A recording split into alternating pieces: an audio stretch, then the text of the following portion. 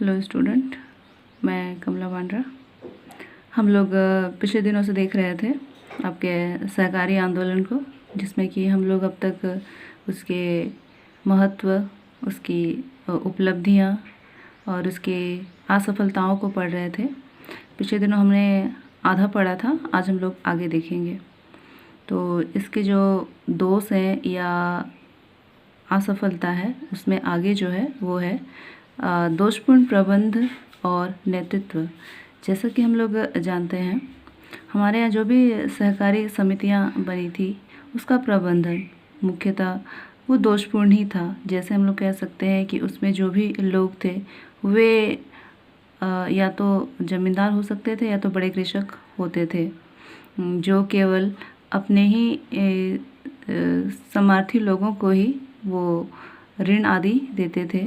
और नेतृत्व, जैसे कि नेतृत्व के बारे में है भाई भतीजावाद या जो परिवारवाद है, मुख्यतः उसने इन सबों को घेर लिया था, या हम कह सकते हैं कि वही लोग मुख्यतः इसका नेतृत्व करते थे। इस कारण से यहाँ पे जो ये आंदोलन था वो सफल नहीं हो सका। अगला है हमारा सरकार की मनोवृत्ति। जैसा कि हमने जब इसका आरंभ किया था सरकारी आंदोलन का, तो मुख्यतः इसे हम लोग एक जन आंदोलन बनाना चाहते थे, लेकिन यह मुख्यतः एक सरकार की एक अभियंत्र के रूप में विकसित हुई, या हम इसे कहें कि सरकार द्वारा ही जो भी इसके नियम कानून आदि बनाए जाने लगे, ना कि लोगों के द्वारा। इस तरह सरकारी विभाग में जो भी दोष होते हैं वे सब दोष इस संगठन में आ गए और इस कारण से ये आगे विकसित नहीं हो सका। अगला है हमारा क्षेत्रीय असमानता। जैसे कि पूरे भारत में ये कुछ ही राज्यों में, जैसे महाराष्ट्र है, कर्नाटक है या पंजाब है, वहाँ पे ये काफ़ी विकसित है। वहाँ पे ये सरकारी जो संगठन है काफ़ी ज़्यादा है, लेकिन दूसरे राज्य में इसका विस्तार नहीं हो सका। इस तरह से इस आंदोलन को बढ़ाने के लिए सब क्षेत्रों में एक जैसी मनोवृत्ति होनी चाहिए थी, लेकिन ऐसा नहीं हो सका, जिसके कारण से ये आंदोलन आगे नहीं बढ़ पाया। अब हम देखेंगे क्या इसे हम सुधार सकते हैं, तो इसके हम सुझाव देखेंगे। इसमें सबसे जो पहला है वो है बहुउद्देशीय समितियों में बदलना। जैसा कि हमने पहले ही देखा, हमारे यहाँ जो भी प्राथमिक शाख समितियाँ हैं मुख्यतः गाँवों में हैं और 50%। तो यहाँ पे जो भी समितियाँ हैं मुख्यतः वो शाख समितियाँ हैं। इसके उद्देश्य केवल ऋण देना है और दूसरे कोई कार्य नहीं करना, जिसके कारण इनकी आर्थिक स्थिति उतनी अच्छी नहीं रहती है।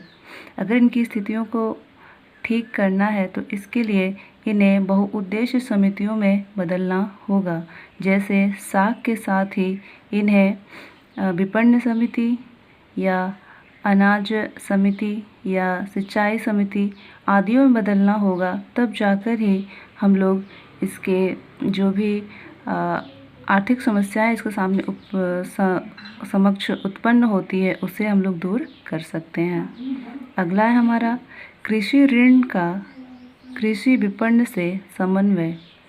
जैसे कि हम लोग जानते हैं कि हमारे यहाँ पर कृषि उधार जो दी जाती है मुख्यतः उसका भुगतान नहीं किया जाता है, जिसकी वजह से संगठन के असफल होने का खतरा बना रहता है।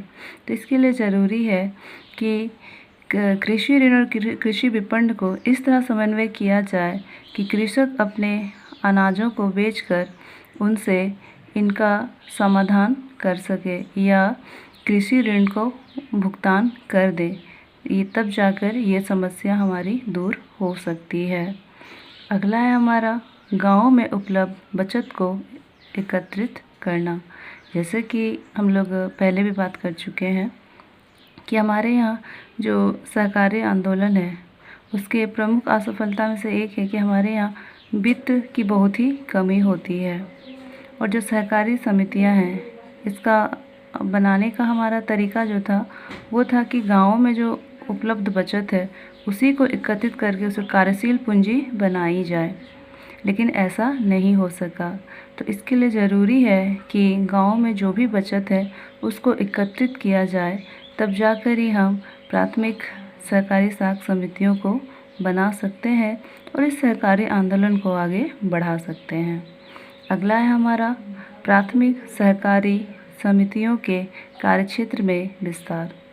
जैसे कि हमने कुछ समय पहले ही पढ़ा कि हमारे यहाँ जो ये समितियाँ हैं, मुख्यतः ये सहकारी समितियाँ हैं और इस कारण से इनकी आय भी काफ़ी कम रहती है। इसके लिए ज़रूरी है कि इसे गैर साख समितियों का भी कार्य क्षेत्र दिया जाए, जिससे कि ये अपने आर्थिक स्थितियों में सुधार कर सकें और ये आगे बढ़ सकें। अगला है हमारा केंद्र व राज्य सहकारी बैंकों की शाखाओं का विस्तार।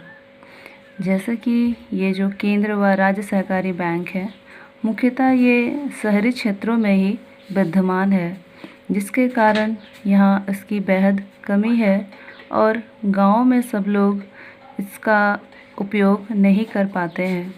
तो आवश्यक है कि यहाँ पर जो भी केंद्र राज्य सहकारी बैंक हैं उनकी शाखाओं का विस्तार किया जाए, जिससे कि अधिक से अधिक लोग इससे जुड़ सकें और ये आंदोलन आगे बढ़ सके। अगला है हमारे पास रिज़र्व कोष।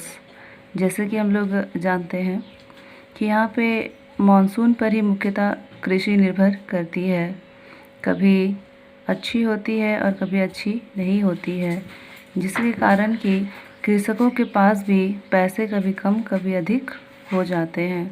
तो इसके लिए ज़रूरी है कि प्राथमिक साख समिति अपने पास एक रिज़र्व कोष रखें, जिससे कि वे उसका प्रयोग बाद में कर सकें। अगला है हमारा उत्पादक कार्यों के लिए ऋण। बहुत से ऐसे कृषक होते हैं जो ऋण तो लेते हैं उत्पादक कार्यों के लिए, लेकिन उसका प्रयोग करते हैं अनुत्पादक कार्यों में। तो आवश्यक है कि जो संस्थाएं हैं वे केवल उत्पादक कार्यों के लिए ही ऋण उपलब्ध कराएं। इससे कृषि ऋण में वृद्धि की जो समस्या है वो नहीं होगी और सहकारी आंदोलन आसानी से चल सकेगा। अगला है हमारा जांच कराने हेतु निरीक्षण व्यवस्था।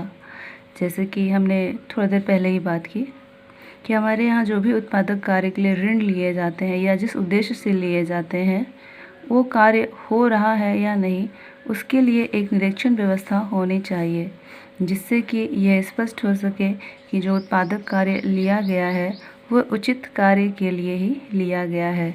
इससे जो समितियां ऋण देने का कार्य करती है आसानी से कर सके और उसे डूबने का खतरा ना रहे। अगला है हमारा कार्यकर्ताओं को प्रशिक्षण। जैसे कि हमने पिछले अध्याय में पढ़ा था कि यहाँ पर एक असफलता का कारण कार्यकर्ताओं को अप्रशिक्षित होना है, जिस कारण से वे सहकारी आंदोलन के उद्देश्यों को वो नहीं समझ पाते हैं और वो कार्य नहीं हो पाता है। तो इसके लिए आवश्यक है कि कार्यकर्ताओं या अधिकारियों को प्रशिक्षण दिया जाए, जिससे वे इसके उद्देश्यों को समझ सकें और कर सकें, ताकि यह आंदोलन आगे बढ़ सके।